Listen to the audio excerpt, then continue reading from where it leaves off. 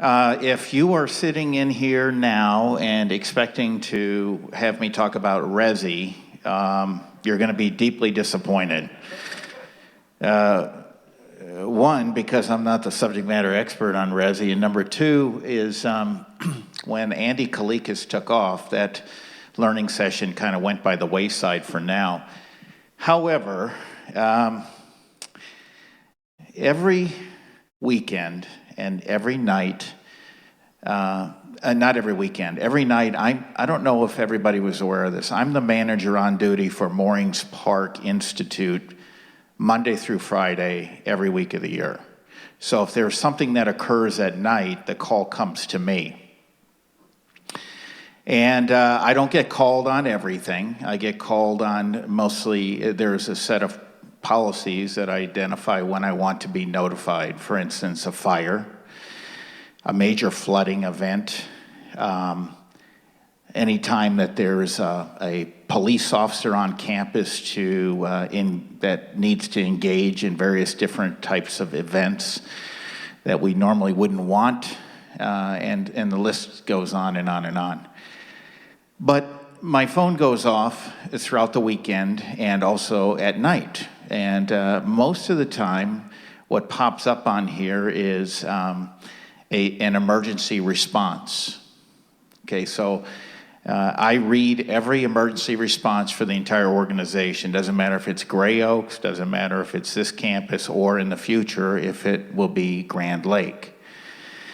And I've looked at these events that have occurred over a better part of a year now, and there are some trends that I wanted to bring to your attention.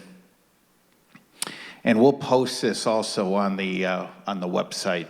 But there's some trends I want to share with you a little bit about emergency protocol and emergency response that directly affects the safety of our residents that I think might be important for you to be aware of.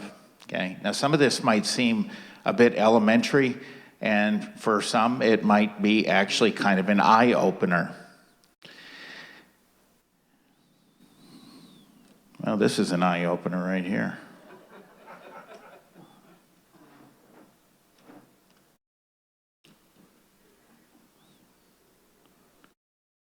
Okay.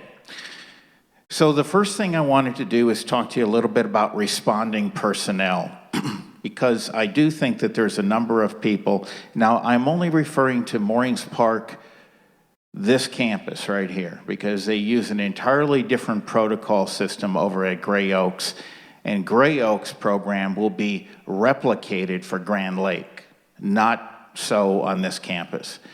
So there's a number of what we call responding personnel if there is an event that occurs. And I'm very careful not to call it a medical event, an event that would cause you or your loved one to trigger the alert system. The first of responding personnel is good old-fashioned security officers. Okay, so as you well know, we have security officers on the campus, and they're here Monday through Sunday, 7 days a week, and they're here 24 hours a day. That's at the front gate. So there is always somebody here in the middle of the night at that front gate. There's also security personnel here Monday through Friday during the work week from 7:30 a.m. to 5:30 p.m. And then at 7 p.m., Monday through Sunday, at 7 p.m. to 7 a.m., there is a first responder. Now, you may have heard the term rover. That's been around for a long time, but I'd really prefer to call this a first responder for medical emergencies. A little bit about the qualifications on this person. These are state-certified paramedics. Okay, so they have to go through formal training to be able to carry that certification, and they have to keep that certification current. We also, on this particular campus, during the daytime, when that first responder is not here, which is at night, We have a nurse and a nurse's aide that responds when an alert is activated. And that nurse and nurse's aide will deploy out of one of two locations. We split the campus. One location is out of Orchid Terrace. One nurse and one nurse's aide, plus a golf cart, plus an emergency, what we call a crash kit, which is an emergency response kit. The other area that they deploy out of is Chateau. So if it's on the south end of the campus, it would be Chateau. If it's on the north end, it would be Orchid Terrace. The line of demarcation is the H&I building. So everything H&I northward goes to Orchid Terrace. Everything from Chateau, J and K, LM and N, OP and Q, or if there's something that's occurring at the operations or the facility management building, accounting, that would all come out of the Chateau. One nurse, one nurse's aide. Other common responding personnel are going to be the City of Naples Fire Department. We are in the city. And then also county paramedics. Paramedics are not a city resource. They are a county resource. A little bit about the county paramedics. This has been an evolution for the city of Naples and the county of Collier for quite some time. Lee County went through this same evolution as well. What do we do with ambulances and paramedics who run these? In most cases, or in many cases, I won't say most, but in many cases, the county co-locates an ambulance with a fire station. Okay? So what you now have here is a city fire truck with a county ambulance co-located. But not in all cases. Some of those ambulances, meaning the paramedics, are deployed elsewhere. They have their own location that they remain.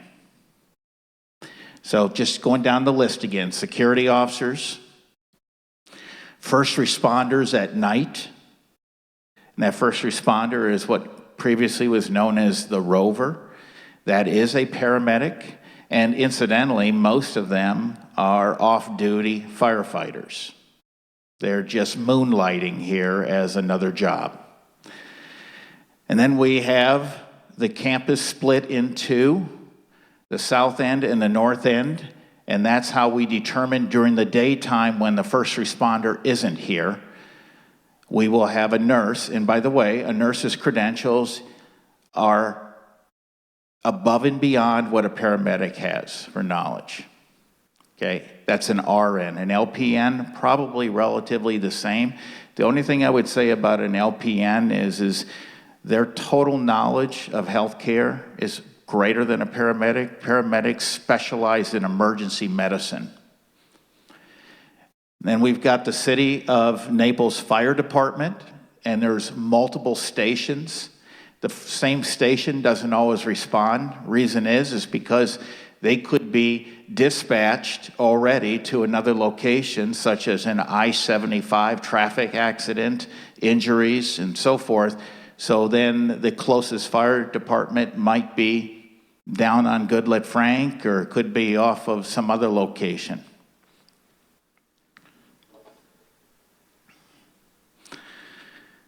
And then the county paramedics.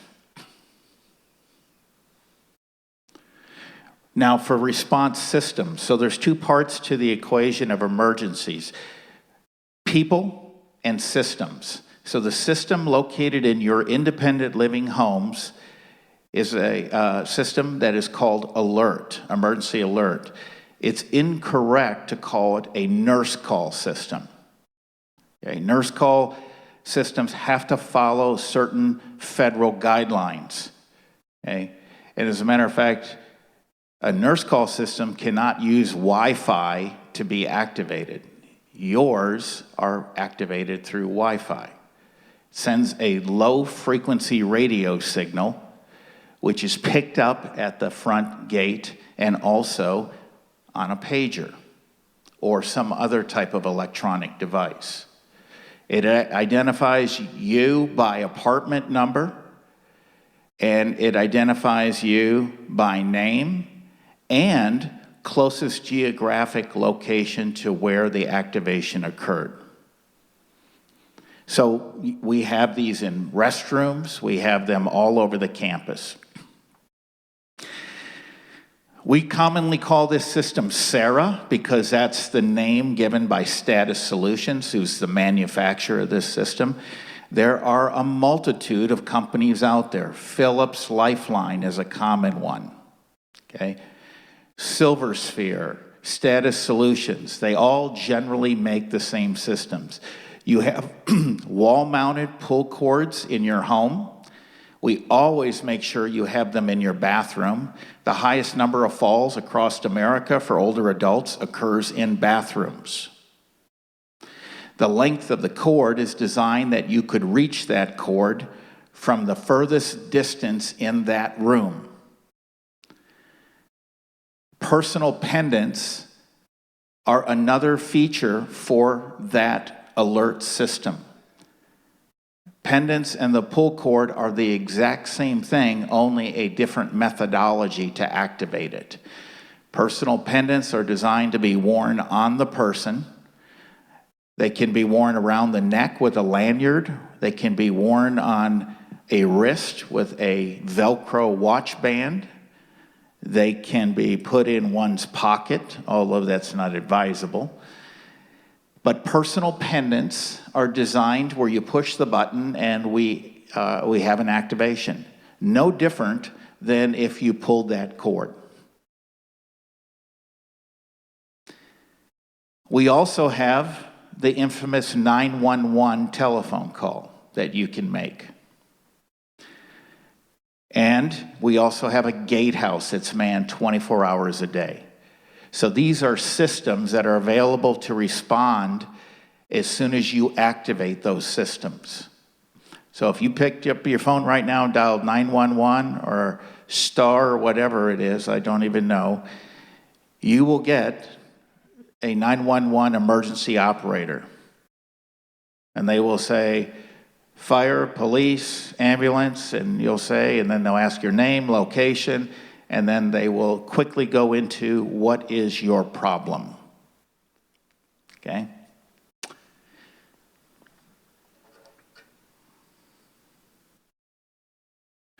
What do you do and when do you do it? Anytime you have a perceived or actual medical emergency, and we'll talk about other emergencies too in a moment. Notice the word perceived up there. I have chest pains. I have radiating chest pains. I'm sweating. I don't feel good. I'm vomiting. I lost my balance. Something isn't right. I have a vision cut. A vision cut is where all of a sudden half, a third, a quarter of your eyesight on your peripheral vision is gone. What is that almost always linked to? Stroke. They call it a vision cut. Anytime you have anything that you perceive to be something that is wrong with your health and well-being, you should pull that lanyard or you should activate that button. Now, this is going to sound counterintuitive here, but I'm going to make a statement. The first thing you should not do, is call 911. And why would that be? The reason is because once you call 911, they're going to ask you a bunch of questions. And you're going to be on the telephone trying to answer those questions. And Moorings Park still has no idea that you have an emergency. Okay? We think everything is running smooth. You have this medical emergency, you call 911, the front gate's not aware of it, and all of a sudden, a fire truck and an ambulance show up. And they say, tell us where the emergency is. And our gate says, what? right?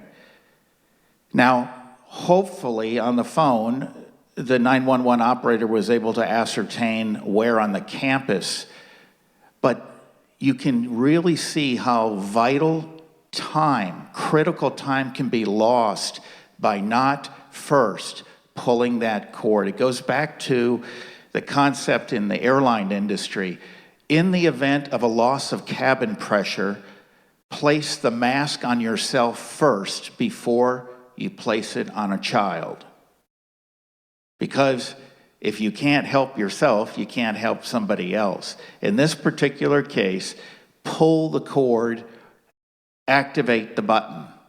Don't pick up the phone and wait for the front gate to answer. It could, under unique circumstances, default to a recording. Okay? Once that cord is pulled, then, if capable, call 911. Call the front gate. I don't care which one you do first, but pull that cord. I would tell you that once you pull that cord, that's going to do a number of things. That's going to be activated as an alert to the front gate. The pager is going to go off. After hours, that first responder is going to deploy to your home. Okay? During working hours, that nurse and that nurse's aide is going to deploy to your home. Okay? But call 911 as well. The first responder and the nurse have radios, but get the resources here as quick as possible. The quickest resource is going to be Moorings Park. You know, if you look at the location of where our closest fire department is, routinely we're seeing responses within 5 minutes. I mean, they're physically on this property in 5 minutes. 5 minutes is a long period of time when you do not have a heartbeat.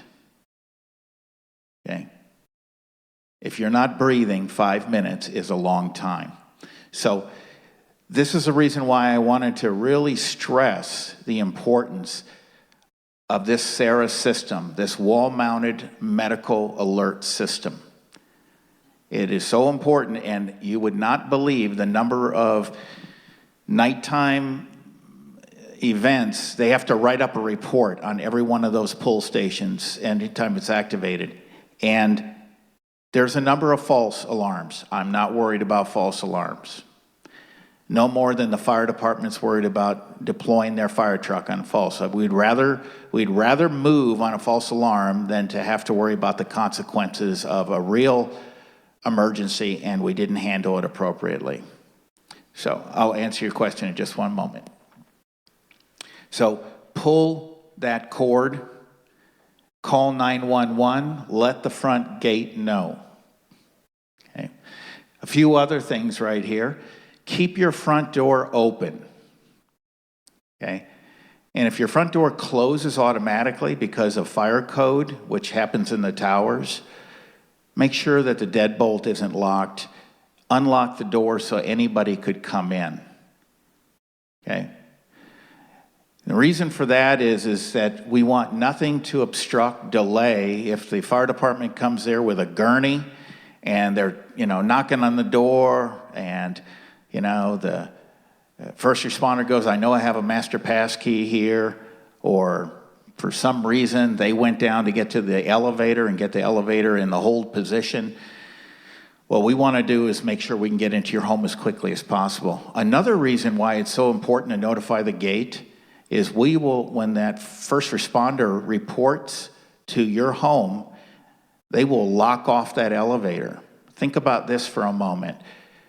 An absolute time-critical emergency, and the fire department goes to a tower or any of the buildings with elevators and pushes the button and is just waiting. 1 minute seems like 1 hour for that elevator. So we will have that elevator locked off with a master key, which means that nobody can use it. Doors are open, fire department goes in with their gurney, we unlock it and go up. All of this can be choreographed and can be managed in split seconds, but none of it works unless you pull your pull cord.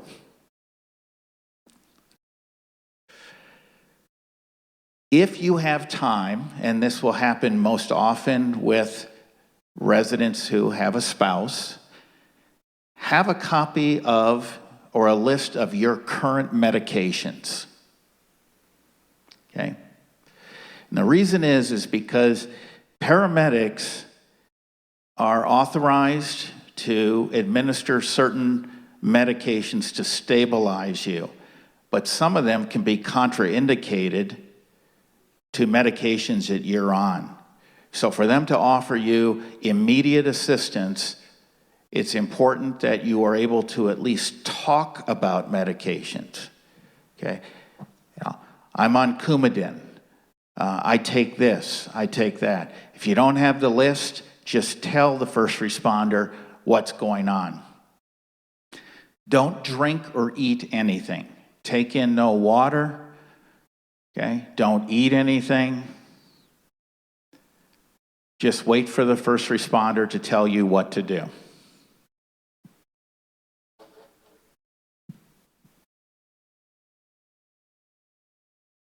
Now, I said that there were other uses for the emergency response system. Very simple. Whenever you or someone else has an actual or perceived danger, I hear somebody outside of my door. Somebody's yelling, I'm afraid. You can imagine a number of events that could occur. Whenever you cannot self-assist, I'm on the commode, for some reason, I have gotten so weak in my legs, I can't get off the commode. Pull the cord. That can be, and probably is, directly related to something much more serious. Certainly, if you fell, and you might have fractured something, or you just don't have the strength, or you know because your leg is laying over in a direction it's not designed to lay over, then you need to pull that cord and push that button. Now, if Diana Bailey were here, she would say, Ross, make sure you tell them to wear those pendants. I won't preach to you on what to do with your pendants. I will tell you people have their own personal opinion, but I would say this. If you don't wear your pendant, the one thing, regardless of your age or your health condition, is I would strongly encourage you to keep one by your nightstand. Okay? You could put a little tape there or something, just have it there. It's a convenience, and it is a service that you should be able to rely on. That system is very dependable and accurate, and we count on it, and it can save your life. And then the last one is whenever in doubt. Gosh, I don't know if I should use this system for this. That is enough reason to pull the cord.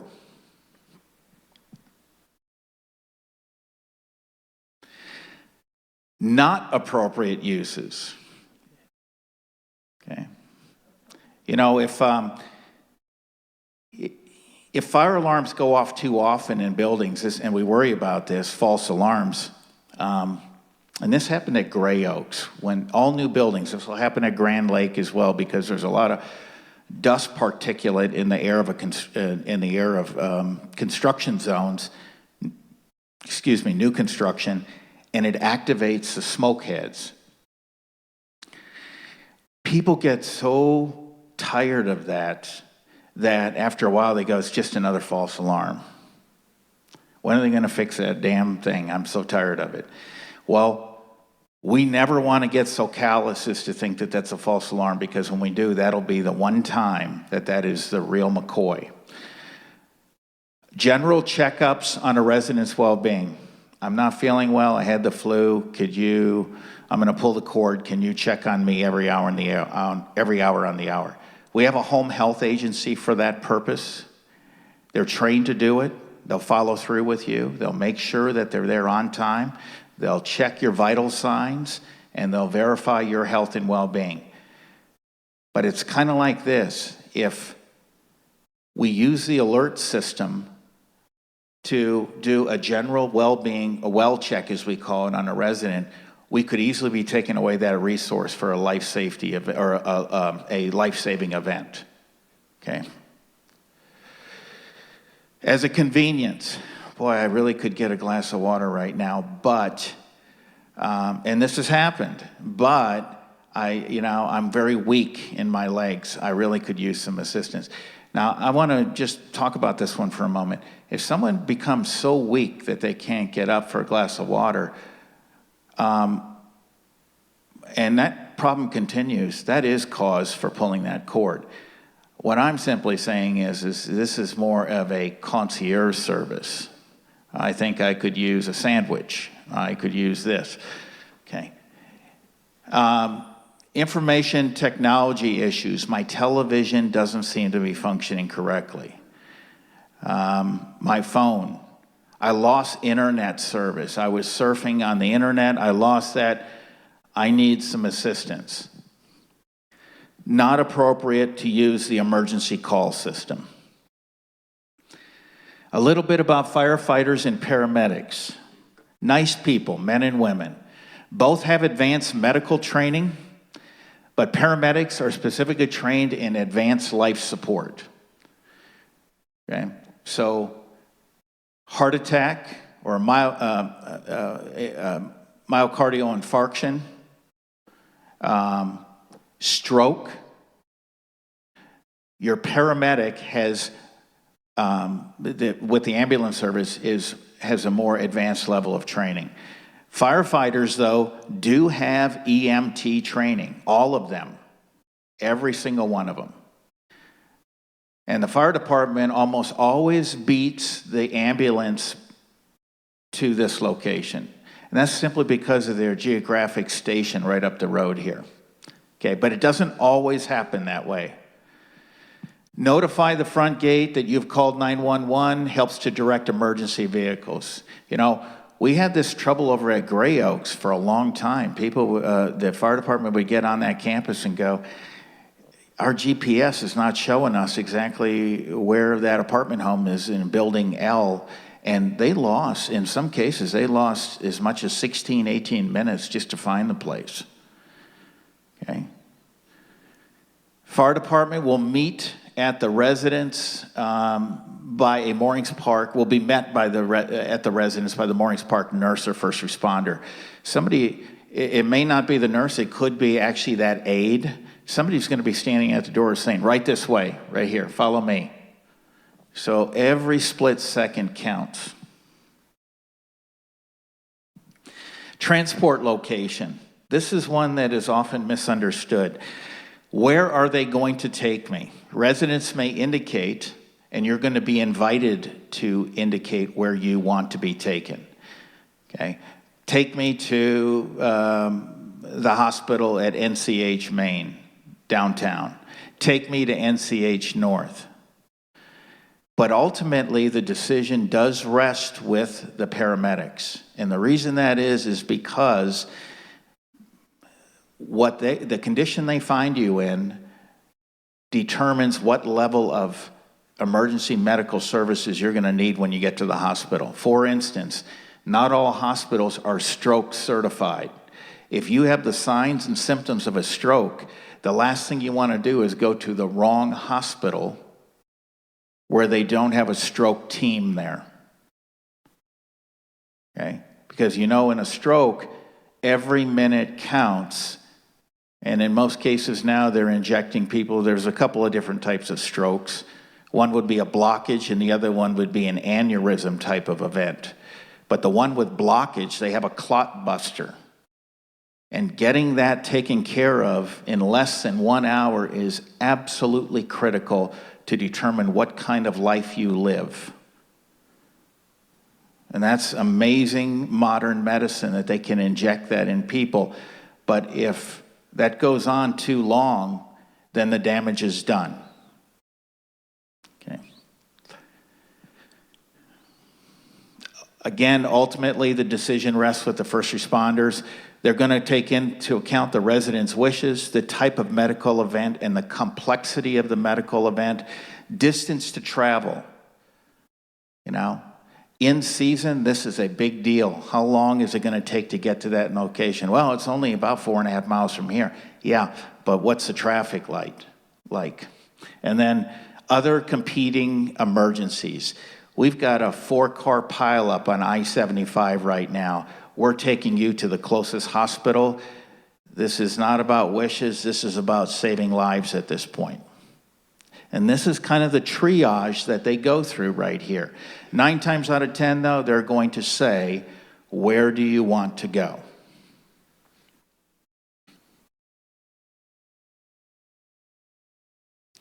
Necessary documentation.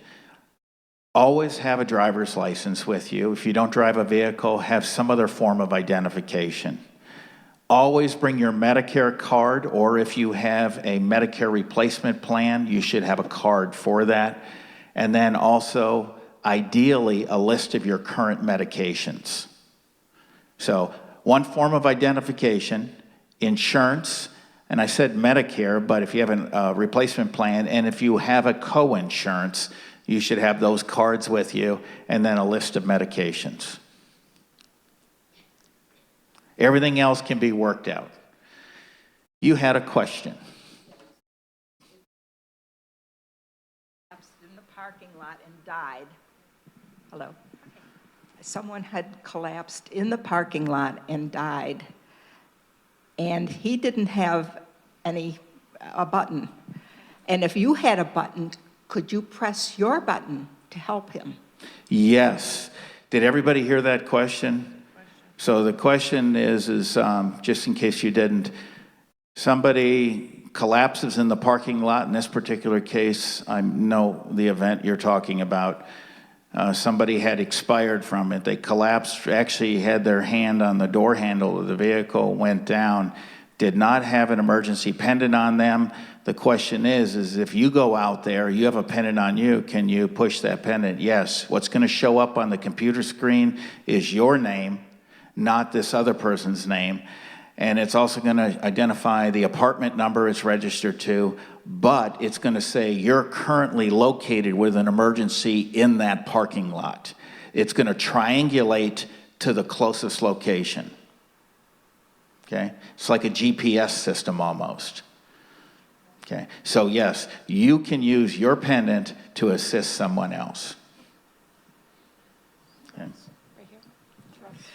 We were taught when we first moved in to keep the information on emergencies on the refrigerator in a particular color or whatever, and is that still obsolete? And the second question is, how many pull cords are there in an apartment? I know there are 2, each one in the bathroom, but some of these apartments are awfully big. How many pull cords do you have in these apartments? Sure.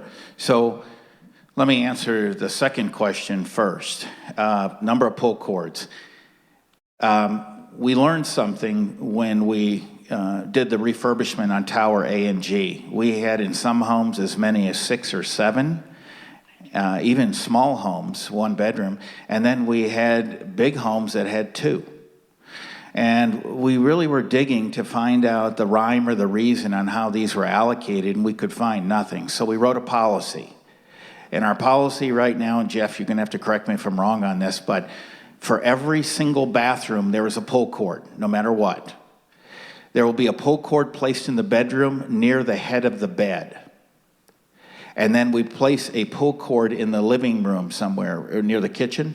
No, we have a master bedroom, master bath, and the bathrooms. Okay, well, so every bathroom should have a pull cord. And the master bedroom near the bed. Okay? So that's minimum right there. Now, the reason we don't want to go overboard with these is because every one of those is registered, and after a while it can be very confusing on where they're located, and so we want to make sure that we are keeping track of them. So, typically in a home, the thing to keep in mind, if you don't have one in each of your bathrooms, notify Jeff in safety and security, because you should have one in every one of your bathrooms, bare minimum. Okay. No, I need to still answer the other half of your question. So,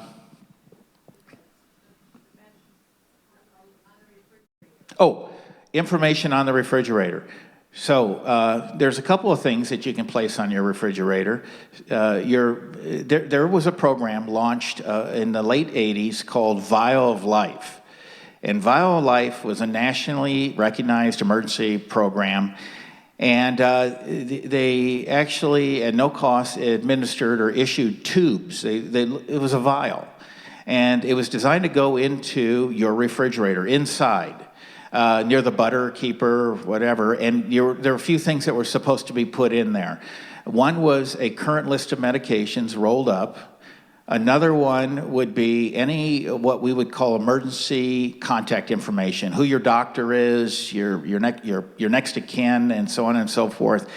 The other thing you could put in there was a do not resuscitate order, okay? Well, what happened is, and the way that Vital Life program is designed to work is you put a decal on the refrigerator, and the first responder goes in and sees that decal and says, oh, this person's a registered Vital Life participant. I'm going to go in that refrigerator, I'm going to find a tube, and I'm going to pull out all this information, I'm going to read it. Well, let me share with you what's happened. We have become such a litigious world that a first responder won't do that anymore. They're not going to eat up 1.5 minutes trying to pull out and see if you have a do not resuscitate order. Is it on yellow paper like it's supposed to be? Is it signed by a doctor? And is it current with the date? Here's what they're going to do. They're going to go in and if something is on the refrigerator with a magnet and there's somebody there to take it off and hand it to them and say, do not do heroic measures on my husband or my wife. Okay, here I have a signed form from my doctor. But what you cannot count on, nor would I even anticipate, is for a first responder to actually become a person who's going to hunt and look for your information.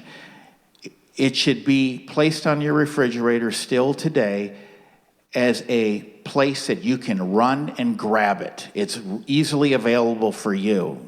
Worry less about the first responder.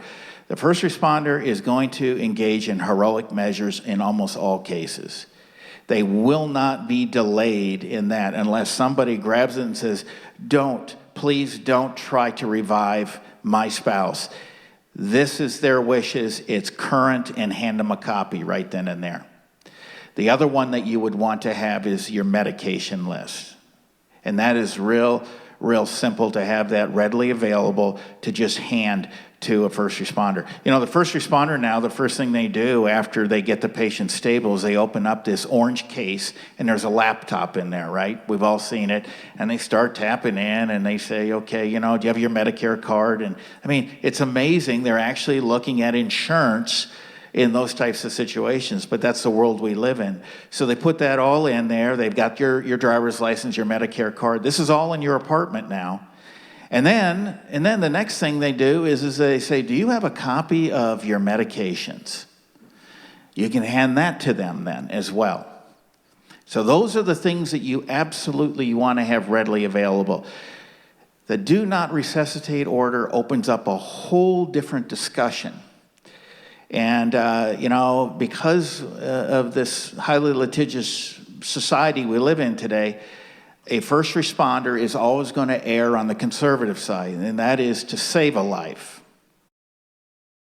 They will honor it, though. They will honor it. They will not try to revive someone if you have a current do not resuscitate order signed by a physician who's licensed in the state of Florida, on the original yellow paper.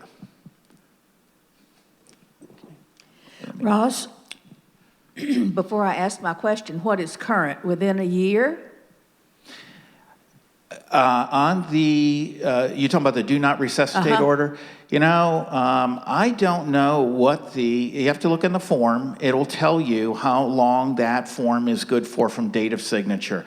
The state of Florida has bounced back and forth. At one time that was good until you essentially got a new doctor. Another time it was up to 5 years and 3 years. You have to look at what the latest and greatest is on that. I would look at the form. Okay. Who has those forms is your doctor. Dr. Jones, I want you to sign a do not resuscitate order. They have an ethical responsibility to share with you what this means. Most of them will often say, now, do you know what this means? I don't just sign these, casually. This is something that's very important. Are you aware? And then you both sign. You sign and the doctor signs. My other question, if the pull cord is pulled by mistake, can you push it back and it'll go away? You can push it back and give it your level best, but it won't go away. Once it's activated, it's activated. So the only way to restore that back to a non-alarm status is for us to respond to it. Really? I can't even call the front gate? You can, and they're going to make sure that somebody comes on over. Oh, okay. Thank you. And the other thing is they're just, here again, it kind of falls in suit with those paramedics. You can call and say that was just a false activation, but most of the time, Jeff's people are going to want to just check it out. Let me grab this one, then I'll go there. I'll repeat your question.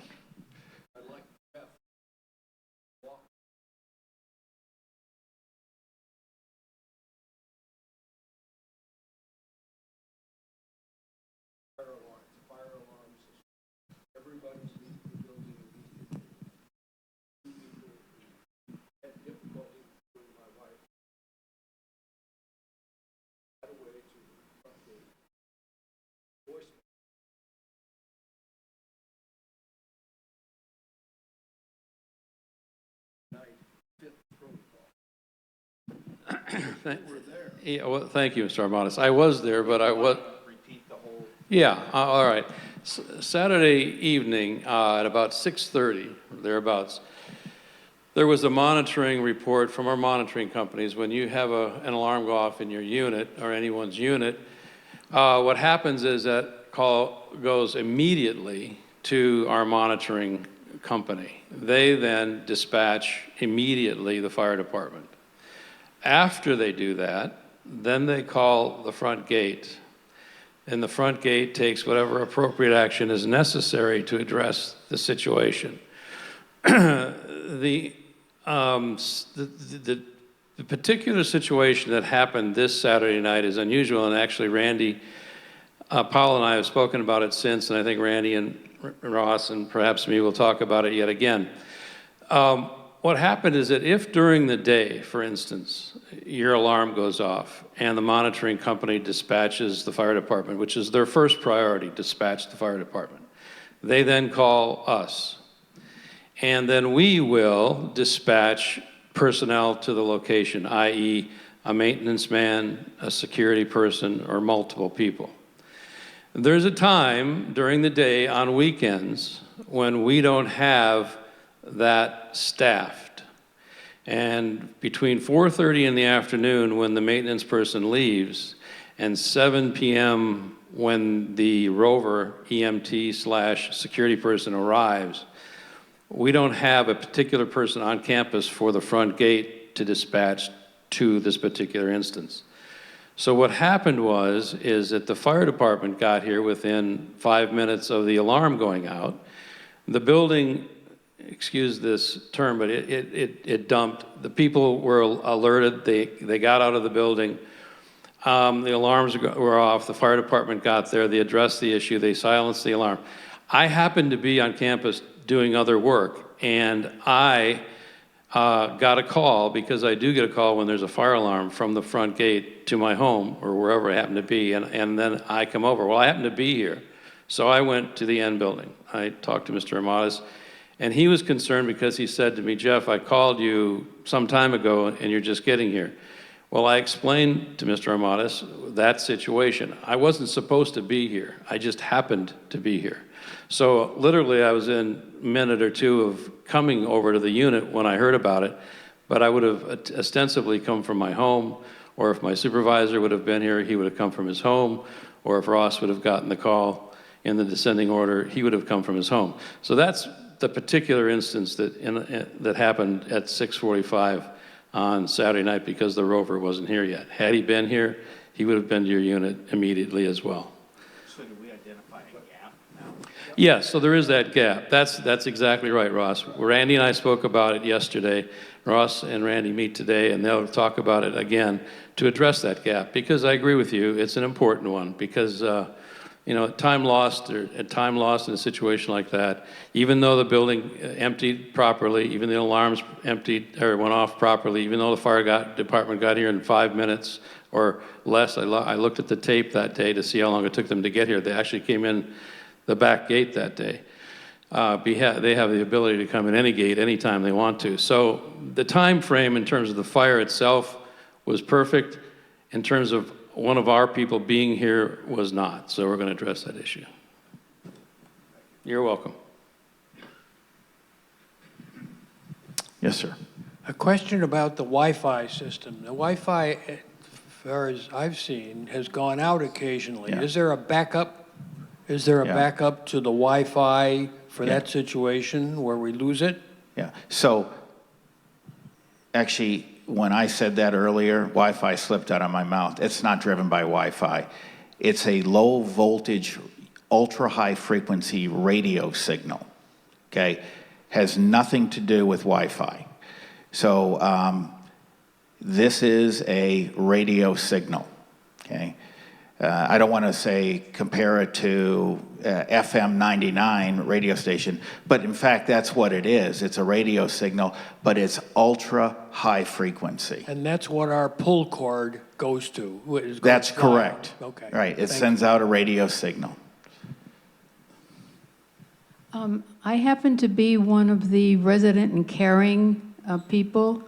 And so the other day I was checking with an elderly neighbor on our floor, and she mentioned something that I hadn't really thought about, but for someone who is living alone, say a widow who has a king-size bed from when she had her husband there, she said, the problem is I need to sleep on that side, on the particular side of my bed, and there's no pull cord on both sides of the bed.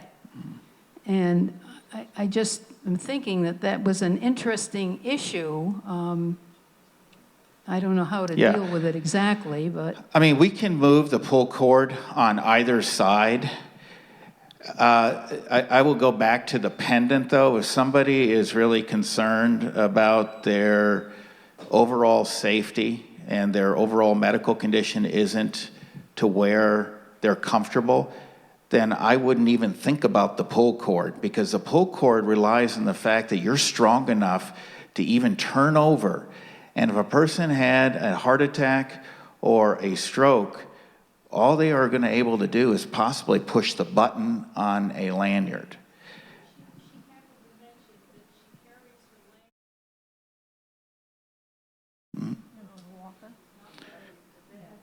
Yeah, I don't, you know, she's always welcome to get another one, but those lanyards are designed to be mobile. That's the reason why they have a lanyard, not to tie it permanently on a walker. You can certainly do it when you get up in the morning. It's kind of like car keys. You're not going to start your car without your keys. In this particular case, you know, I'm going to go out. I'm going to carry my pendant with me. I'm going to go to bed. I'm going to put that pendant on my nightstand or around my neck.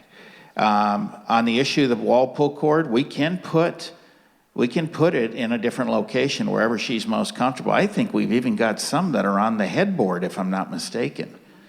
So we can put it in a multitude of different locations. I worry a little bit about those pull cords. There has been a couple of incidences, not many, but I read a lot of senior living magazines just to kind of read articles on what's going on. And there has been a couple of occasions where people have gotten that cord is really a string, but it's a super strong piece of string, and it's gotten around somebody's neck.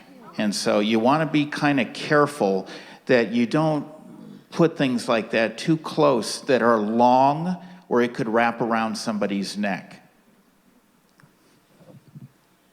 I managed to lock myself into my closet. Or no, I shouldn't say lock myself. I closed the closet door, and then I couldn't get it open. I do Your have a- closet door? Yes, Okay. and I go through my closet to get into my bathroom. So I had my pull cord in my bathroom that I could pull, but I kept trying to get the door open, and I couldn't get it open. thinking that if I pull the cord, I can't go unlock the front door and let somebody in. Right. I can't tell anybody where I am and what's wrong. Right. What happens in that case? So first of all, unlocking a locked door is never a problem. If you live in an apartment home that has a traditional hard key, we can get into it with a Grandmaster, which we carry with security. Now, what happens if you have electronic door lock and you've got your bolt on there? No problem. No problem at all. We have a little device. They call it a kicker. It's got electronic signal. You load it right into the electronic door lock and you hear this pop, and it sends an electronic signal and opens it right up. No problem. We have that capability. So, you always want to unlock your door and even open your door if at all possible, but based on your scenario where you lock yourself in a position where you can't open up your front door, we have the ability to gain access without an axe, which is really the ultimate Grandmaster key. It doesn't matter if it's a closet. What she's saying is she couldn't unlock her front door. And if she had reached her pull cord, she pulls it. People are going to come to her home. They can't get in because her front door is locked. We have the capability of getting in.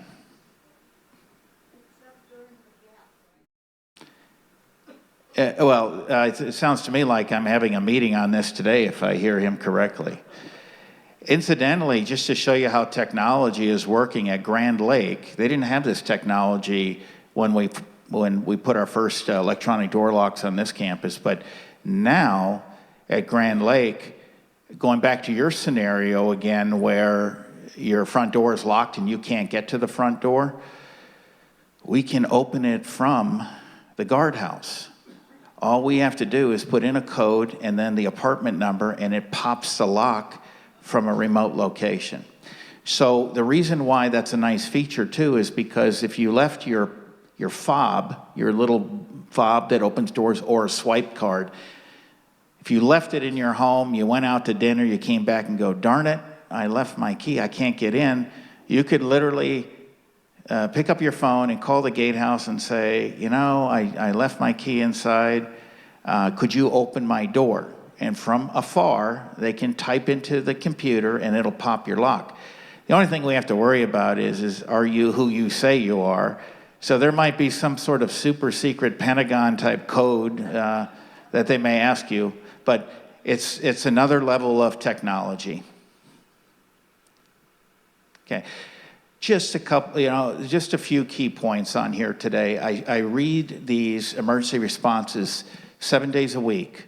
And I see some things that kind of scare me once in a while. And the most common one is a resident is in distress. They or their spouse calls 911. We don't know about it. And we could have, accelerated. We could have taken initial actions. We could have done a number of things, but we didn't know about it. Another one that we do see once in a while too is that a resident is admitted to a hospital with a very serious medical condition like a stroke or signs and symptoms of a heart attack, and the daughter or son was there and says, Mom, let me just take you. I don't like the way you're looking, and you're in dire straits. Let me drive you to the hospital. You don't want that. Let the emergency responders take you to the hospital. Let them make sure that they stabilize you and that you're under the right level of care. Nothing against adult children, but they're not equipped unless, even if your son or your daughter's a doctor, putting you in, the Mercedes or the BMW is not a good idea. Just briefly.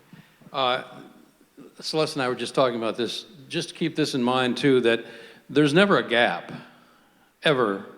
If you're stuck in your closet or in your bathroom, you pull the cord, there's a nurse that will come to your unit. If the rover isn't here, the medical EMT person isn't here yet at 7 o'clock, if you pull your pendant, or you push your pendant or pull the one in your bathroom, a nurse will respond to your unit. So you're never ever alone, 24 hours a day, 365 days a year. And the other thing that I wanted to point out about the pull cords and the pendants, you know, we're always trying to improve our service to you. And you know, my biggest concern personally is your well-being physically. So I'm very, very, very concerned about the SARA system and the pendants and the like, the fire department. But the one thing about the pull cords and the pendants is that we have a computerized readout from the moment you push your pendant or pull your cord that tells us exactly how many minutes it takes for a responder to get to your unit. And in trying to improve our services, we look at that periodically. I know Diana looks at it with her nurses at the Chateau, and I know Lily looks at it with her nurses at the OT. If there's a gap, if there's too long of a period, because there's a time frame that we try to get to your unit by. If there's a gap, we try to figure out what was it, why was it, and how can we fix it. So pulling your cord or pushing your pendant has more than just the immediate effect. It has a long-term effect on all of you.